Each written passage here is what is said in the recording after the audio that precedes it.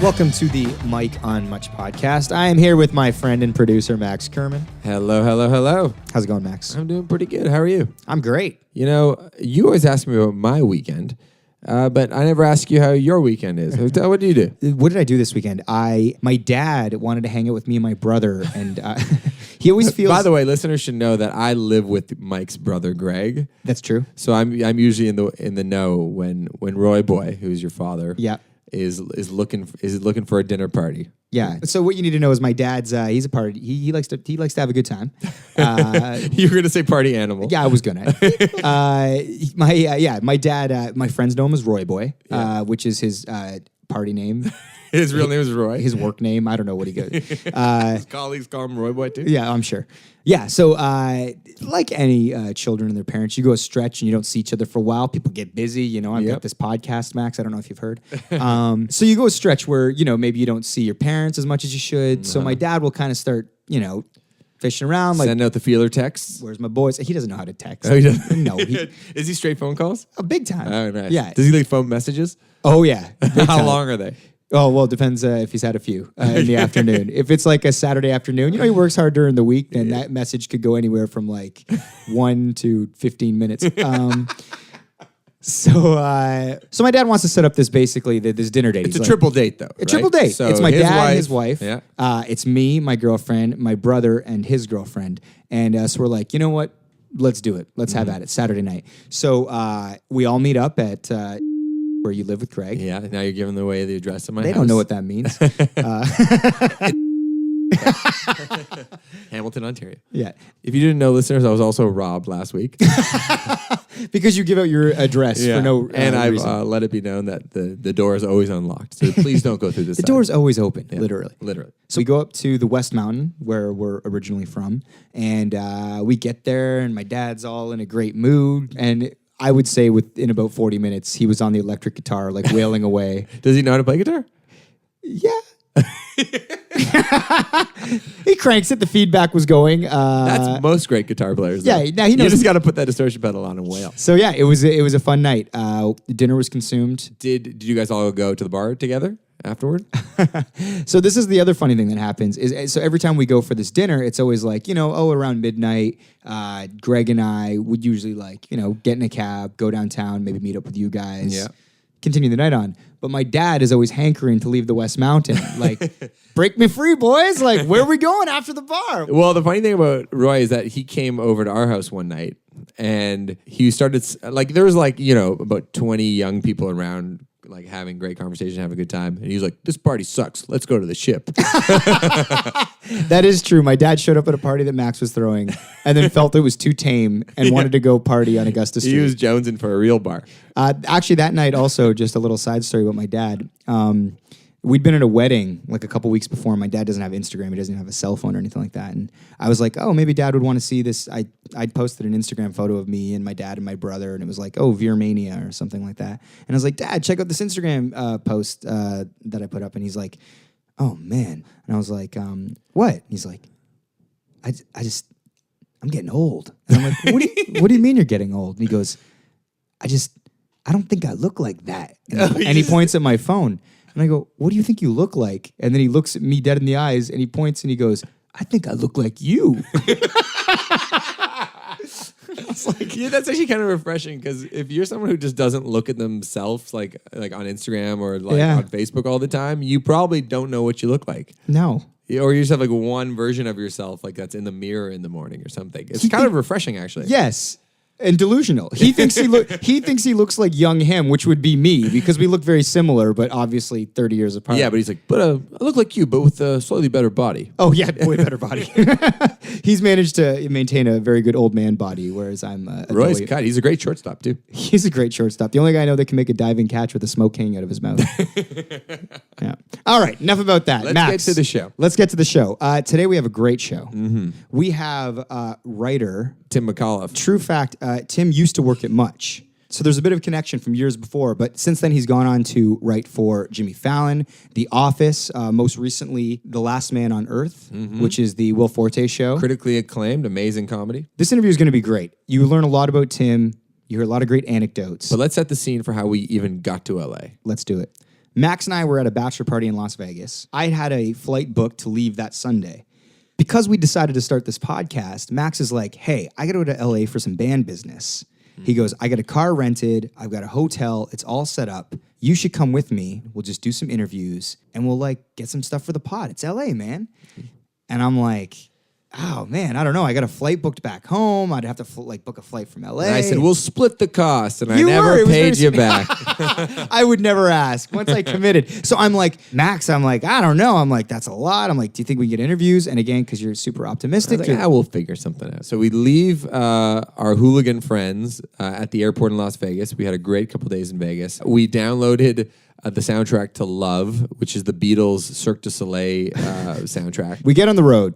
We get to LA. Yep. Max, as a producer, starts making moves. Yep. When we'd been in LA the year before, when you were recording High Noon, Yep.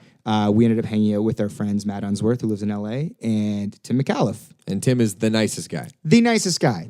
A guy that's obviously very accomplished, very successful, has written for so many amazing shows. Has the hottest wife, too. That is a fact.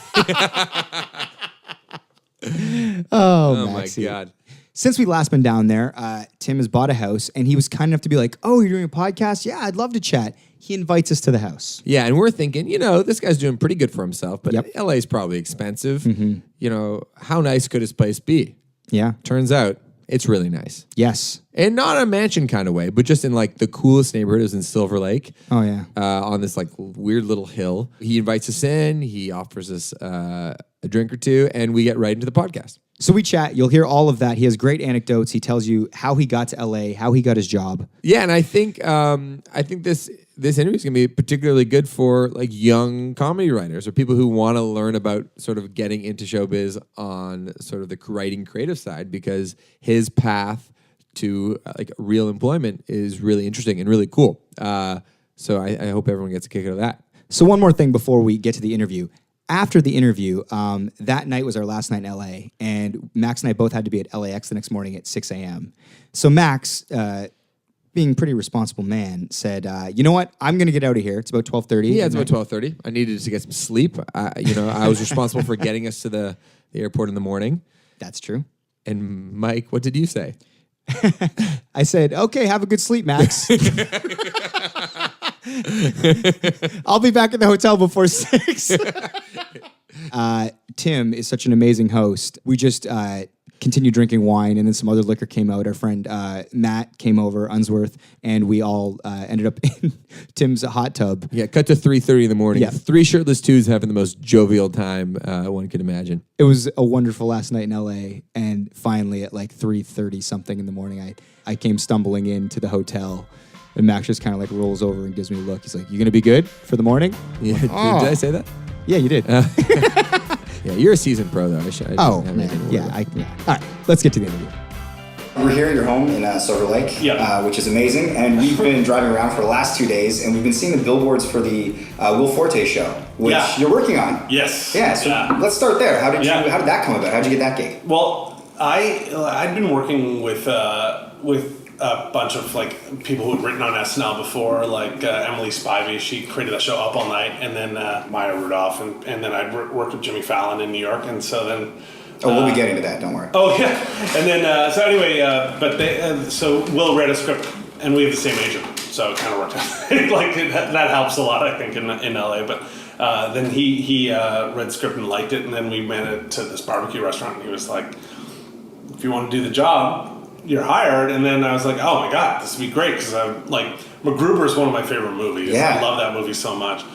I'm in the middle of like, I have a pilot at Fox right now, so I'm trying to we're trying to hire Powers Booth, the really tough guy, and we met with him on Monday. He's like the most insanely tough, scary dude. Legitimately tough and scary. Scary, but awesome. Like he's like the funniest guy. But legitimately scary. But anyway, Will was just like, if you want to do it, we'll do it. And it's just Will and then his buddy John who wrote the Gruber movie with him, and then Emily who created Up All Night, and then my friend Liz who was an SNL writer. It's all SNL writers, and then and Will's buddy Dave, and then that's it. It's just a small room. So we've been working on it for a year. But I'll tell you, like, this, for real, like, this is the best show ever. It's so good. It's like amazing. It's like the best show ever. It's like, you were saying that it's a small room, just like a sort of a small group of you guys. And I mean, comedy writing for a lot of people is like, it's something we hear about, but we don't know the minutia of what goes on during a day. Like, walk us through a typical sort of day as a writer, a comedy writer. Well, it's like, it's funny. It's like mostly just watching web videos of things and stuff like that, like anyone would do. But then like just funny shit to try and inspire you and have a laugh. Or I don't even know if it's just to, because I think writers are by nature pretty lazy, so we're just like, but no, but I think at the end of the day, it's like Will ran the room, so it was like it was always like crazy. It was like, because I've been a Forte fan from SNL. I was on for 8 years and stuff. And I was like, he just sat at the typewriter or, at the computer and just typed, and then you just throw out jokes. And then it's weird because it's like, it's kind of, it's awesome, and I love Will's style, but it's like, as a writer, you just throw out jokes and some things stick and some things don't. And all of a sudden, when I first started on the show, every time they wouldn't type out my joke, I would, or not this show, but like when I was writing The Office and the other shows, I would be so upset because I'd be like, oh my God, they just think I'm an asshole, and then you realize that. Like when a joke wouldn't take of yours, you took it personally. In the room, you're like, because you're doing it, it's almost like you're kind of doing a bit in the room or something like that. You're kind of like, everyone's sort of just telling jokes, like trying to tell jokes and trying to entertain the people in the room, but the people in the room all have the same sort of mentality and like they all understand and they love Will's comedy. So, so you're just trying to make other people laugh, and they're all friends of mine. So it's kind of like you're just trying to make your friends laugh, and then you see if it gets typed into the script, and that's how it works. It's yeah. Does Will lead that room? Is he like sort of a strong voice? Does he have final say because it's his show already created? Yeah, I mean, he sits at the. He'll actually type. Yeah, he types. Yeah. Wow. And then we just basically pitch ideas and see if he takes them. But it just turns out like that Will's like I'm not saying this because it's a podcast or anything. He's actually the nicest guy on the face of it. Like he's so nice. Like he like to a point where he's just maybe like he'll like there's a thing right now. We have this promotion right now for Last Man on Earth where they can, all over the United States there's these like posters on like sort of like guerrilla marketing style where they put like when you're trying to get a bassist for your band or something like that. Those little things at the bottom of a piece of paper, that rip off the phone number and stuff like that. Anyway, so there's the thing to call the Last Man on Earth, and the funny thing is that they've given Will a phone, and so most of the time it goes to a recording, but like a lot of times it goes. We were sitting in the room one night, and it's just the phone rings, like it rings. So Will's got it, like he's got the actual phone with that number, so he'll answer it. When he wants to, he can pick up the calls. Yeah, he'll pick up the call, and it's like, and you just hear him like, he's like getting into the minutia of their lives. He's so nice. Like it's so crazy. So it'll be like a 20-minute phone call, he'll be sending money to them and stuff. Need a ride to the airport. Yeah. He's super cool dude. So. With like comedy writing sort of in general, like, people will see something like Modern Family and you'll see written by and it'll be one name. Yeah. But ultimately, there's probably 10 people punching up that script. Yeah. How does crediting work with writing? That's a great question because it's for us, like I technically wrote 2 episodes of Last Man on Earth this season, and it's just not the case. Like, I mean, we all write the shows together. Like, everyone just we all just type up the show in the room, I think a lot of other shows, like dramas, like if you go out and type up a show, like you actually write that episode. They do small revisions to it. But this is just us writing in the room, and they have to assign a name. So do you prefer that style of work, like the collaborative, everybody's throwing stuff out, it's just you and your friends? Oh my God, I love that. Yeah, I love it, especially in a small room like that where it's like just a bunch of people who are friends, and then they're just writing the same. Like, there's no competition. Like, there's no one looking at you in the room going like, "Oh, that guy got a funny joke in," or it's none of that shit. It's like, and which is, I think I don't know. I didn't write for SNL, but. I'd always heard that there was a lot of competition on SNL, and that's just not the case. Yeah, you hear about them holding back laughs in the room when people are pitching or doing bits so that they can get their stuff in. Yeah. Have you encountered that in any writing room? I don't. I sometimes I'll get suspicious that I have, but like I don't know that I have because it's so weird. I thought when I was coming to the States, like I moved here with. Do you know Nathan Fielder? Of course, yeah. Much as Nathan. Yeah, Fielder. he and I moved to New York together. We got an apartment, and he I would come back and I'd be like, I think people are holding back laughs, but then I was like, oh, maybe I'm just not that funny.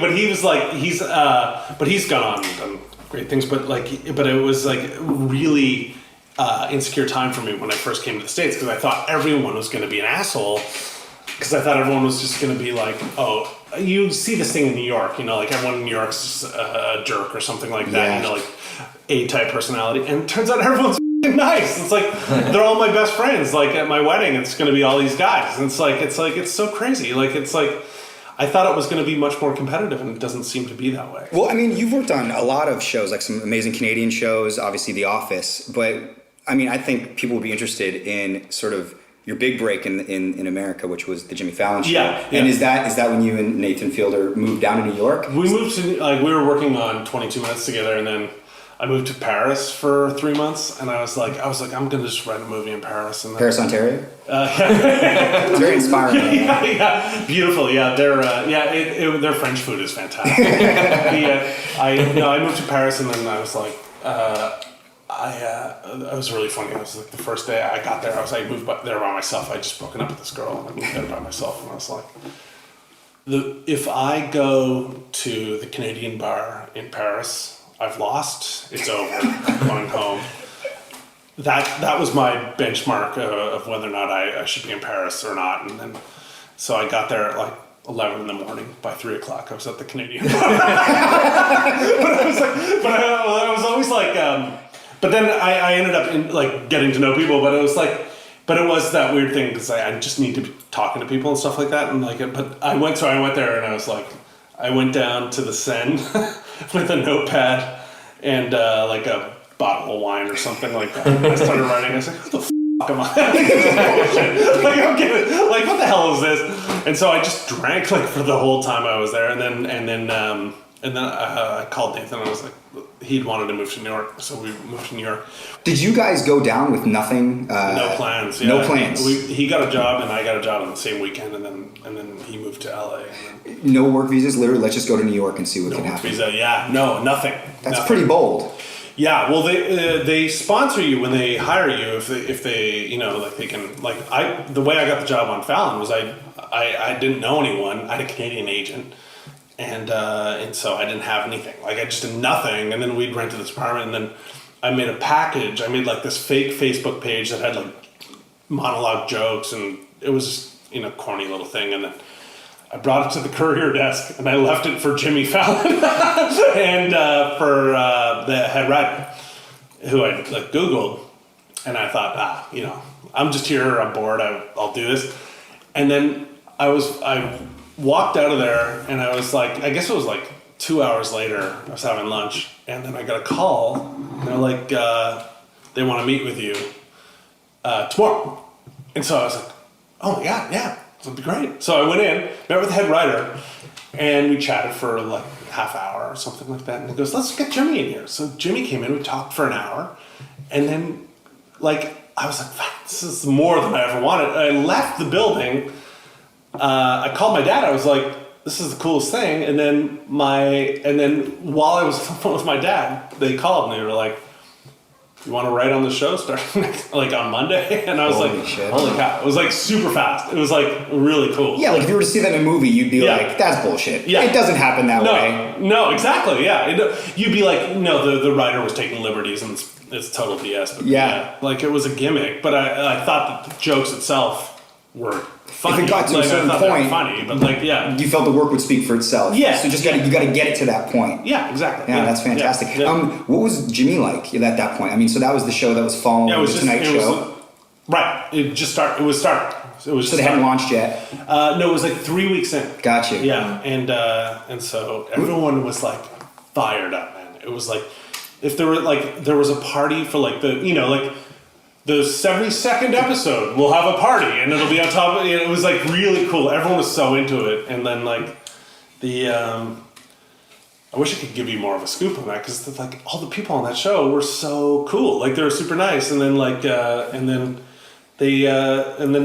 it was just like being in New York. Jimmy got us like he got us memberships to the Friars Club for life for Christmas. What is the Friars Club? It's like this old timey. Where roasts come from. Like the roasts, but it's this building in Midtown that's like this old building. It's so cool and stuff like that. So you're a member like I was hanging out at the Friars Club with Jimmy, and I was like, this is a guy who was like living in Halifax, like making $0, like living in a really like it looked like a rented condo, and I was like, this is so exciting, like this is so to go from 0 to 100. Yeah, it was so exciting. And then it's never been that glamorous since. It's never been the same. No. What was Jimmy like to work with at that point? Is he like a sort of strong leader? Did his comic voice, was it really strong? Like sort of walk us through what that was like.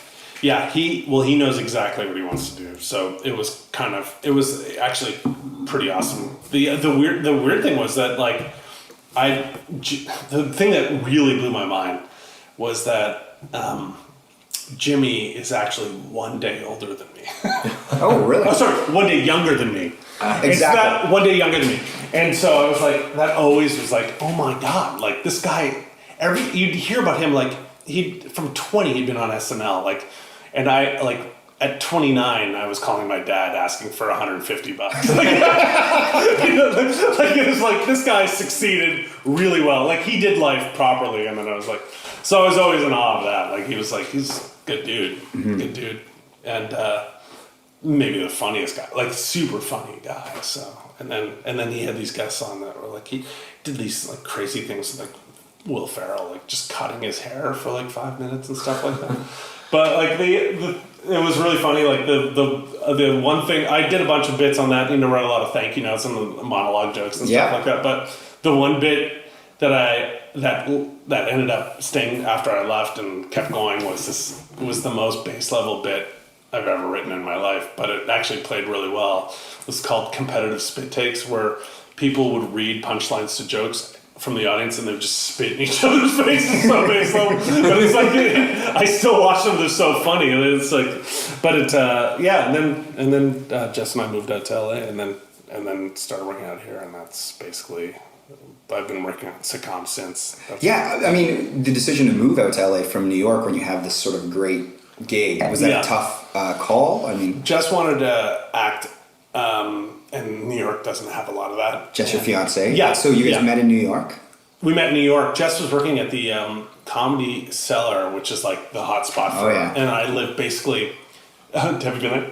Oh, yeah. He does 3 sets a week. Oh, yeah. Yeah. And then my friend Morgan, who I shared an office with on Fallon, did stand up there, and so she introduced us, and then we started dating, but I lived basically on top of it, like 2 houses down.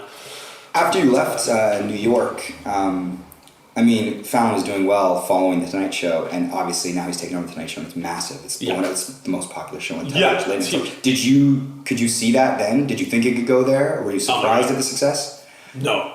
That guy's hilarious. And also the writers on that show, like the guys who write, and Jimmy's got like, this guy Gerard, who's a childhood friend of Jimmy's, is like maybe one of the funniest guys ever. So funny. And then this guy Mike DeCenzo, and there's a bunch of guys that are super funny on that show. And then obviously Jimmy, like to be able to do impressions, but also to be just genuinely funny as himself is amazing. So, right. And is he a good writer? Would you say he's a strong writer? Oh yeah. I mean, I don't think he had a lot of time to write. Because he's, it was so funny. Like his day was like to the minute, like, and his office was next to mine. And so like, really was like, we had the meeting in the morning, we talked about ideas, and then he had like 9 interviews, and then he'd do the Today Show. It was like nonstop. It was like, and then we just sit there and like type out jokes and then, try to figure it out. And he was like, but then you'd write a joke and then you'd give it to him, and then he'd he'd come in and go like, oh, I think I'm going to do this to this joke. And you're like, oh, that's just way funnier. You know, like it's the guy who was one day younger than me that, you know. So you guys moved down here, you come to LA. And then you started writing for The Office? No, I started writing for Up All Night, which was Emily Spivey and Will Arnett and Maya Rudolph and Christina Applegate, and then did that for 2 years. And then started working for The Office after that. Right. And then that was crazy because I'd been a huge fan of The Office for, you know, I don't know, like since the British one, and then but I was like, when the American one came on, I thought it was going to be a piece of shit, and then it turned out it was like great. I loved it. So to be a fan of it and then to write on it was really cool. Is a lot of that show, like, I mean, I guess with performers, you'll write something and it's like you'll have certain performers or actors that can recite the line perfectly what you've written, and then you'll have other people that, you know, enhance it or even improvise with your words. Yeah. Is that a show where there was a lot of improvising with sort of jokes that you had, or? I wouldn't say. I think that's actually not a show that had, like, they were really to script. Like, Arnett is a good improviser. Like, he would be like, he'd go off and you'd be like, oh, that's some great stuff, you know. Like, I worked on a show with David Alan Grier, who is like a super funny guy. Like, he would just improvise and stuff like that. It would be great.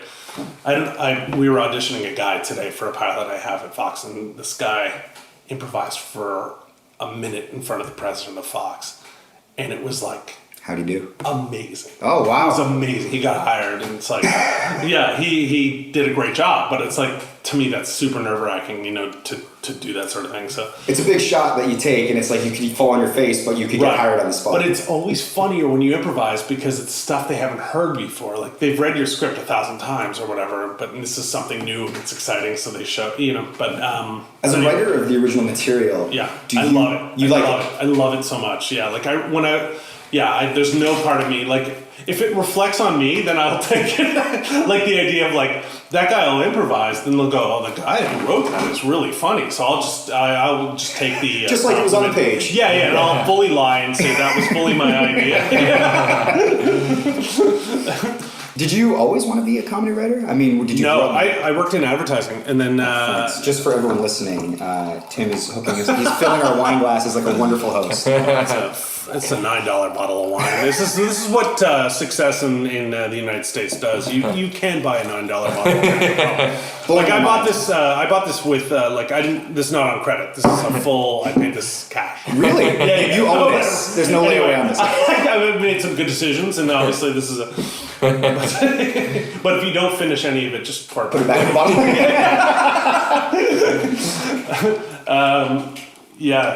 Sorry. Did you always want to be a comedy writer? Oh no, I worked in advertising. I was like working in advertising for a while, and then I like started making these spoof commercials and stuff like that. Like, on the side or as part of the gig, the advertising job? Just for fun. Like, and then I was using their stuff, and I had an '88 Dodge Aries. Like, I had this old K car. And I was like trying to sell it, and then so I was working on the Nissan account in advertising in Toronto, and I just basically did like a brand ad for this shitty '88 Dodge Aries, like cool like shots of it and stuff like that, like and I wrote like at the end it was like it looked really stylized, and at the end I wrote $200 of best offer, and I put my phone number and I put my actual home phone number. It was like landline time, and it was like, and then all of a sudden it got onto like Ad Critic. There was no YouTube at the time, but it was like this Ad Critic was really popular, and then people started calling me, and I was getting 400 to 500 phone calls a day because people were watching this. Like, millions of people were watching this. It was like early viral. You've been around, obviously, so many actors and writing on so many shows. Does anyone sort of in particular stand out where you're like, oh my goodness, this is the best, dude. This is the best. This is a genius. Yeah, I guess like the best of what they do. Yeah. And then maybe just the best person as well. Arnett is the best. And then Mark Critch, who's on 22 Minutes and is like one of my closest buddies. He's actually marrying Jess and I here just up the street, actually. He's doing the ceremony. He's a Canadian guy, but he's the funniest dude. And Majumdar, who, you know, Sean Majumdar, I don't know if you know him. Yeah, of course. We had dinner the other day. He's super funny. Like, these Canadian guys are so bloody funny. And then like, and then I've been working with Kevin Connolly, who is, I think, one of the best straight guys like funny straight guys. Like he and I have this show, this pilot. Yeah, talk a bit about that. So that's the Fantasy Life? Fantasy Life, yeah. And he's like, he's really good. Like he understands, he's like Jack Benny. He understands it. Like I was like an Entourage fan. I watched it and stuff like that, but he's really funny. And so we've been trying to cast this thing. We're in the middle of it right now. Like, trying to figure out how to get people on, like who, like it's really funny because there's people you can audition who are maybe not haven't achieved certain level, and there's people that you have to make offers to. But the people you can only make offers to, they'll do a meeting with you, so you can talk to them, but they won't read your lines. So you can talk about the script, but they won't read your lines. So you can't get a sense of how they might be able to do the part. Yeah. Actually, just getting back to the pilot, sort of writing a pilot, getting a pilot picked up. Yeah. Like sort of walk us through what that's like, the process of that. It's crazy. There's so many steps to it, but like you pitch it, you go out and you pitch it. And this one's based on a book by the Matthew Berry book. Matthew Berry. Yeah. And so Matthew's part of this pitch process. So did Matthew come to you, or did you read the book and you're like, I want to do something? His brother's my manager, so there you go. So he was like, so Matthew and I sort of chatted about it, and then Kevin's got to deal it. This is so weird. I'm learning this for the first time, how this all works. But Kevin's got to deal at 20th Century Fox, which is the studio, not the network. So he's got to deal there. So he's also, my manager is also his manager. So then they bring you all together and then see if it works out. And we liked each other and stuff like that. So we started working together. Then we went out and pitched it. So we came up with this, like the amount of work that goes into creating a pitch. I'm a terrible presenter. I'm really bad at presenting. Like I get nervous and like I'll forget the lines. Like that's why I would be an awful actor. But like, so we pitch this thing, and we pitched it to all 4 networks in the same day. And so there's so much stress. And so I was like freaking out. My managers go, you and Kevin and Matthew, we're gonna rent a hotel room near our management office. Every hour we're gonna come and talk to you about, you're gonna pitch us again and you're gonna practice it over and over again. And I was like, this is insane. So I did. I went to this hotel room. They came over all the time and we just kept practicing it. And then the day comes, all 4 pitch meetings, all 4 networks in the same day, starting at 9 a.m, and we start pitching it. And like the first meeting I get into, everything goes on my fucking head. And then I know in my bag there's the thing, like the script. And it's a script, like it's a script down to like where you're like telling it, like you're trying to pretend you're just coming up with a story on the spot. And you're telling a story.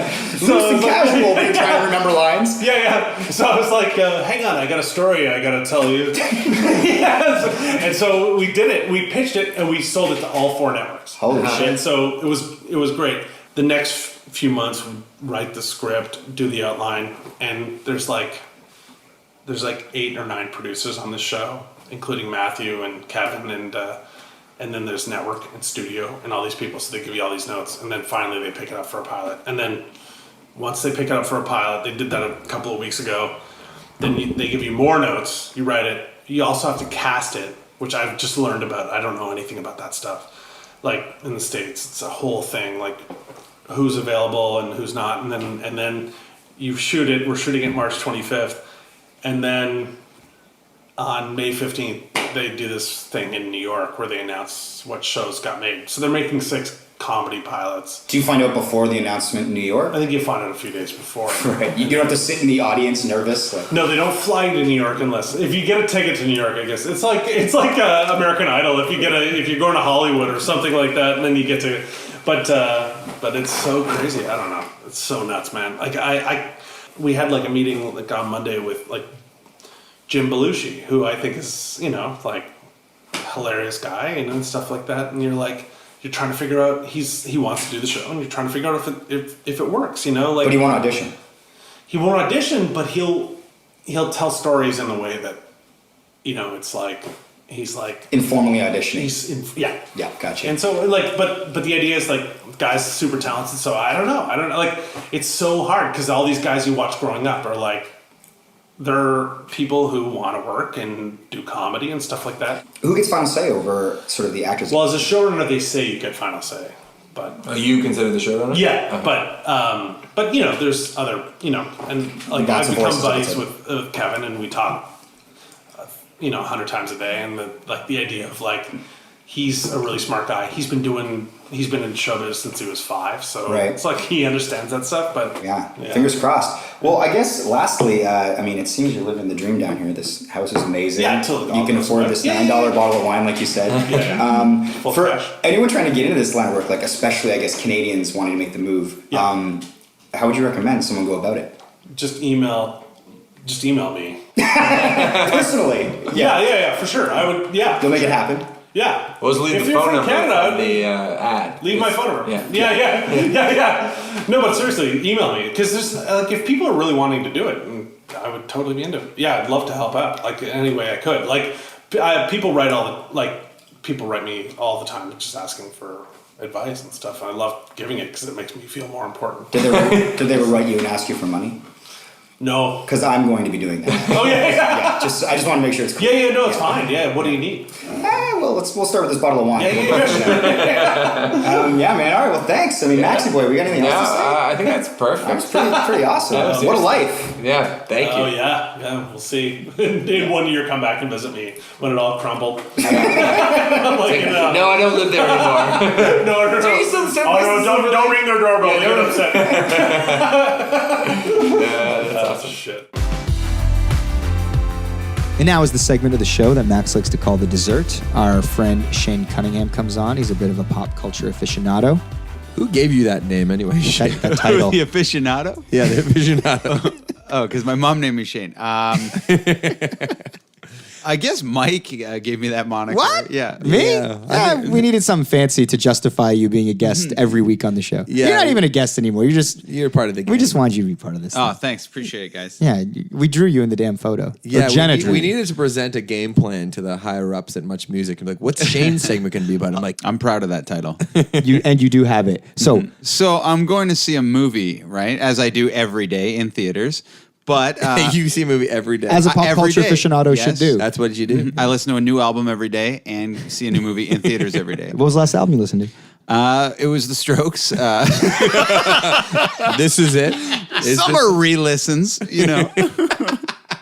So I want to see Trainwreck, but it's not playing at Scotiabank. So I take a cab home to my place, put on Netflix, and I ended up watching the Backstreet Boys documentary. Okay. Show 'em What You Got, it's called.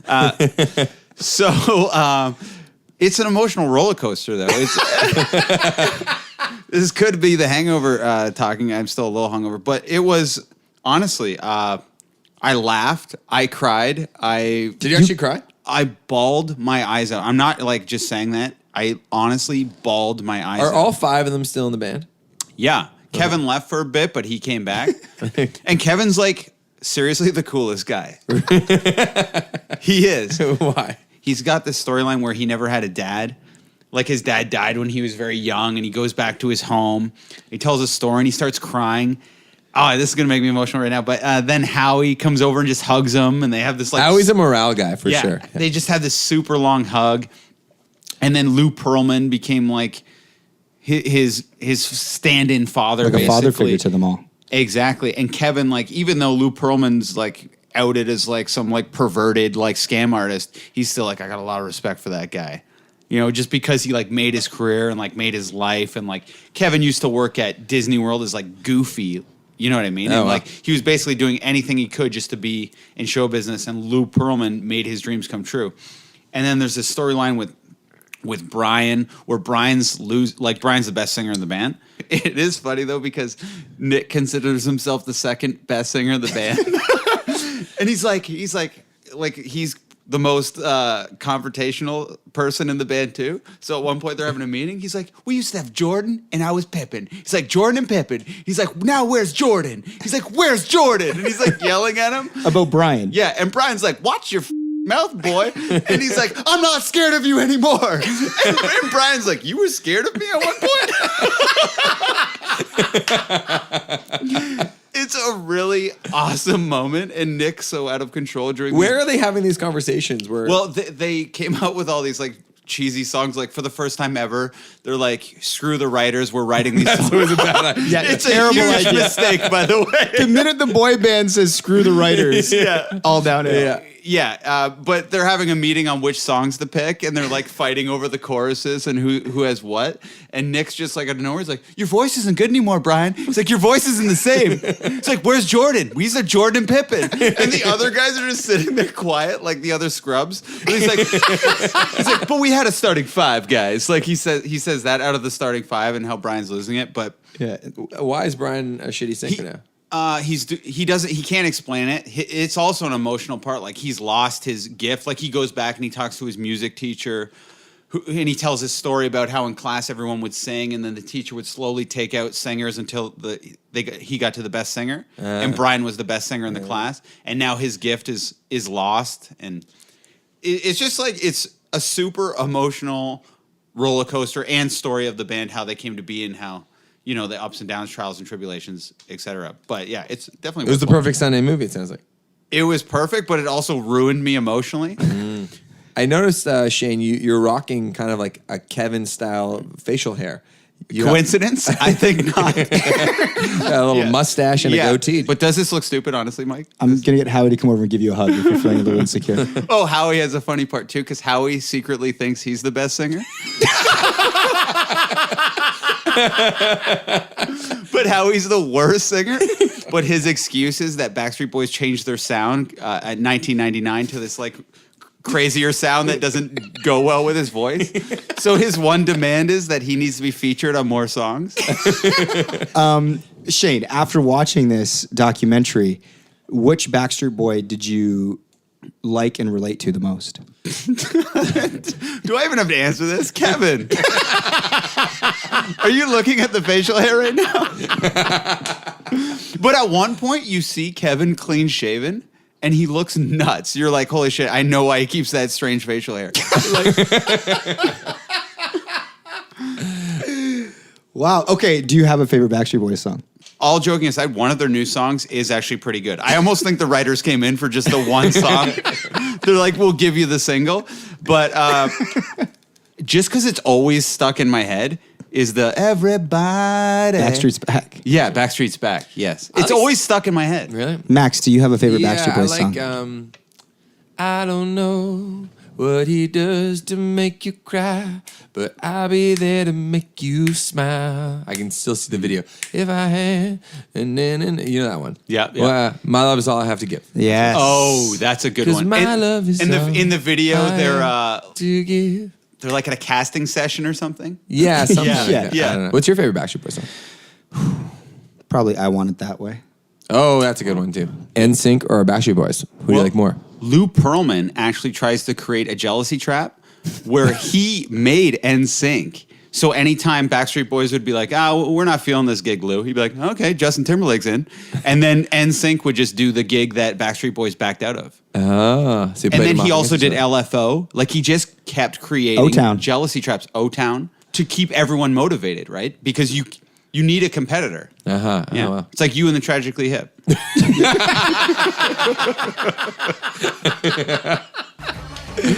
Oh, man. All right. Well, there you have it. Our pop culture and Backstreet Boys aficionado, Shane Cunningham.